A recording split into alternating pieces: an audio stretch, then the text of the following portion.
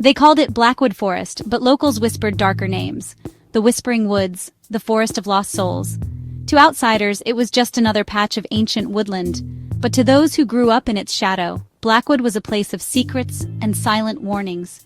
It was a place you avoided, no matter the dare. Even the bravest kids would turn back at the edge, feeling the weight of unseen eyes watching from the gloom. The stories were old, passed down like a curse. Grandparents would hush their voices, warning children never to stray too close, their words heavy with fear and memory. The trees grew too close, their branches clawing at the sky, sunlight barely touching the ground. The forest seemed to close in around you, every step muffled by thick moss and fallen leaves. Even on bright days, a chill lingered at the edge, a warning. The air was always colder near Blackwood, as if the forest itself exhaled a breath of ice. People who entered Blackwood never came out the same, if they came out at all. Some returned with haunted eyes, others were never seen again, their names whispered in prayers and cautionary tales. Some spoke of a ghostly girl with hollow eyes, her dress tattered, her voice echoing through the trees at night, calling for help that never came. Others of a cursed well echoing with screams, a place where wishes turned to nightmares and the water ran black as ink. But the most chilling legend was that Blackwood itself was alive, hungry, thinking, trapping souls in its shadows. The forest was said to shift and change, leading travelers in circles until they vanished. Disappearances weren't just stories, they were facts. Cars abandoned, people gone without a trace. Search parties found nothing but silence and the feeling of being watched. The forest swallowed them whole, leaving only questions. Shoes, backpacks, and broken flashlights were all that remained, scattered like breadcrumbs no one dared to follow. This is where our story begins, a place where the wind whispers your name and shadows move when you're not looking. In Blackwood, even the silence has a voice. The townsfolk locked their doors and warned their children. At dusk, windows were shuttered and prayers whispered, hoping the night would pass quietly. But some people don't listen. Curiosity, bravado, or desperation drew them in, ignoring the warnings etched in every fearful glance. Some see Blackwood not as a threat but as an opportunity, a mystery to solve, a legend to capture, or a darkness to conquer. And so, the forest waits, patient and hungry, for the next soul to cross its threshold. Meet the Supernatural Seekers, a YouTube crew chasing ghosts and legends. Maya, the fearless leader, saw Blackwood as the ultimate challenge, her chance to prove the paranormal was real. Liam, the tech wizard, armed with gadgets and skepticism, joined to test his logic against the unknown. Chloe, the intuitive one, felt the weight of unseen presences and dreaded Blackwood, but loyalty kept her close. Jake, the muscle and comic relief, hid his fear behind jokes and bravado, eager to prove himself. Together, they set out to turn Blackwood's legend into viral proof. Each had their reasons: fame, truth, loyalty, or pride. None of them truly believed the forest would change them. But Blackwood was waiting. Their adventure would become its next story. 4 friends, 1 haunted forest, and a legend about to come alive. Their adventure began with laughter at the forest's edge, cameras rolling, sun casting long shadows. Maya hyped the challenge, Jake joked for the viewers, Liam checked his gear, and Chloe lingered, uneasy. The moment they crossed into Blackwood, everything changed. The temperature dropped, the world went silent, no birds, no cars, just their footsteps. It felt like another world, holding its breath. Maya tried to keep spirits high, but her voice faltered in the heavy air.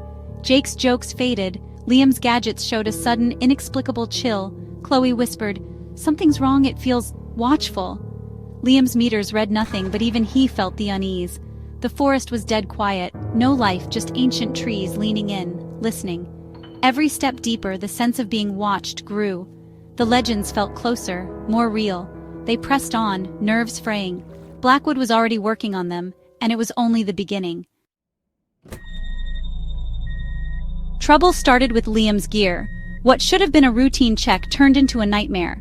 GPS glitched, cameras died, batteries drained. It was as if the forest itself was draining their technology, leaving them cut off from the outside world. Suddenly, they were just 4 people lost in the woods, stripped of their tools and sense of direction. Jake, always eager to prove himself, wandered off alone. When he returned, his face was pale. A raw number 5 scratched into his arm, the mark fresh and angry against his skin.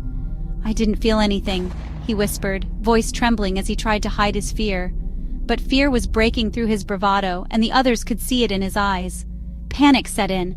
The forest wasn't just playing tricks, it was touching them, making its presence known in ways they couldn't explain. Maya tried to lead them out, clutching her compass, but the path vanished before their eyes. Every direction looked the same, the woods twisting and shifting around them. They were trapped in a looping maze.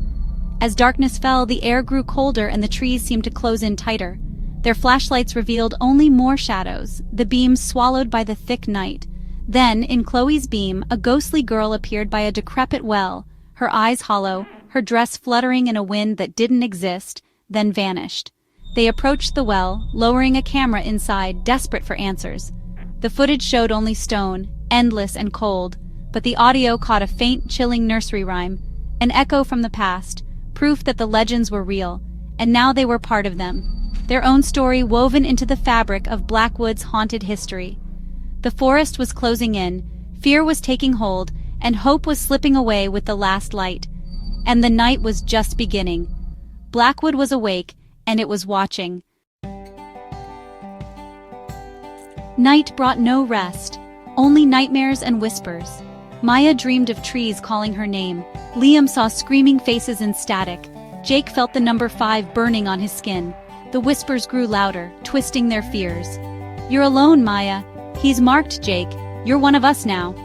The voices came from everywhere. Leaves, branches, the air itself.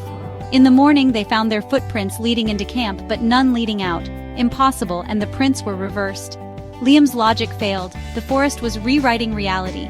Tension snapped. Maya wanted to push on. Jake wanted to stay, and Chloe suddenly went silent. "She's here," Chloe whispered, eyes wide. Maya and Liam turned. Nothing. When they looked back, Chloe was gone. She'd vanished without a sound, leaving only her last, terrified whisper. The group was breaking. The forest was winning, and the whispers were everywhere. Blackwood was claiming its own. Chloe's disappearance shattered them. Maya screamed her name. Jake broke down. Liam's cameras showed nothing. No trace, no heat, as if Chloe never existed. The whispers now mimicked Chloe's voice, pleading for help from every direction. It was psychological torture, the forest using their friend's voice as a weapon. Jake's fear turned to madness. He accused Maya and Liam of betrayal, convinced the mark on his arm was a beacon. He flinched at every sound, paranoia consuming him. Maya clung to the last camera, desperate to document everything. "If we don't make it, people have to know what happened here," she insisted. Supplies dwindled, hope faded. The forest was hunting them, not with claws, but with despair. Their unity was gone, only fear remained. Blackwood was almost done, and escape was slipping away. Jake's paranoia peaked as night fell. He isolated himself, clutching a branch, eyes wild, convinced Maya and Liam were illusions. He clawed at the mark on his arm, desperate to rid himself of the forest's curse. Maya pleaded, but Jake only saw enemies. "You want to leave me just like Chloe," he screamed. Liam pulled Maya back. Jake was lost to fear. Suddenly Jake went silent, staring into the darkness. "She's back. Chloe's back for me," he whispered, pointing into the shadows. Maya and Liam saw nothing, but Jake ran into the night, chasing a phantom. His screams faded, then silence. Jake was gone, claimed not by a monster but by his own terror. The forest had broken him. Only Maya and Liam remained. The circle was closing. Blackwood was almost satisfied. Only Maya and Liam remained, surrounded by an enemy they couldn't fight. The air was thick with dread, every shadow seeming to pulse with a life of its own. They clung to each other, hearts pounding, knowing escape was impossible. Liam revealed a final theory. "It's not just whispers, it's a frequency. The forest is broadcasting fear." His voice trembled as he spoke, desperate to make sense of the terror closing in. He believed the trees themselves were amplifying something ancient, something that preyed on the mind. Hope gone, they resolved to get the story out. With shaking hands, they turned the camera on themselves, determined to leave a warning for anyone who might follow. Maya faced the camera, voice steady. "If you're watching this, we failed. Don't come here. The legends are true. Blackwood is alive, and it's hungry." Her eyes glistened with tears, but her resolve never wavered.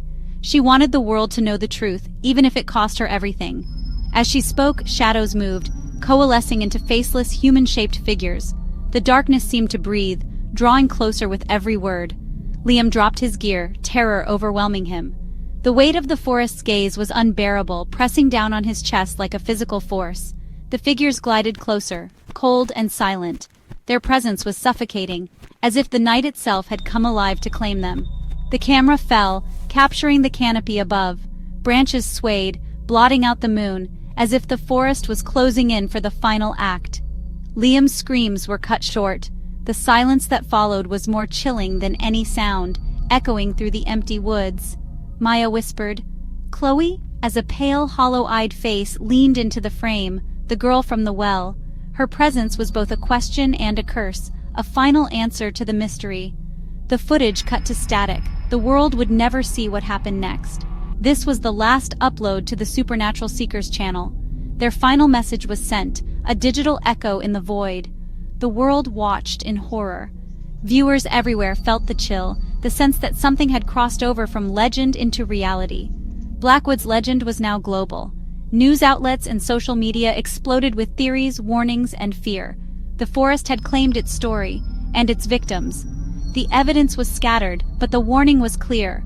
The broadcast was a warning, a desperate plea to stay away, to respect the darkness that dwelled within Blackwood. But the forest was still hungry, and somewhere in the endless night it waited for the next story to begin. The video went viral, debated, analyzed, feared. Search parties found nothing but a broken drone. Maya, Liam, Chloe, and Jake were gone, wiped from the earth, leaving only digital ghosts. The authorities closed the case, but locals knew the truth. Blackwood had claimed them. The Seeker's story became the forest's newest, darkest legend.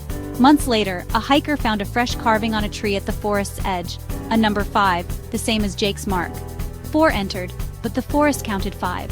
Was there another presence? Or does Blackwood's math follow a darker logic?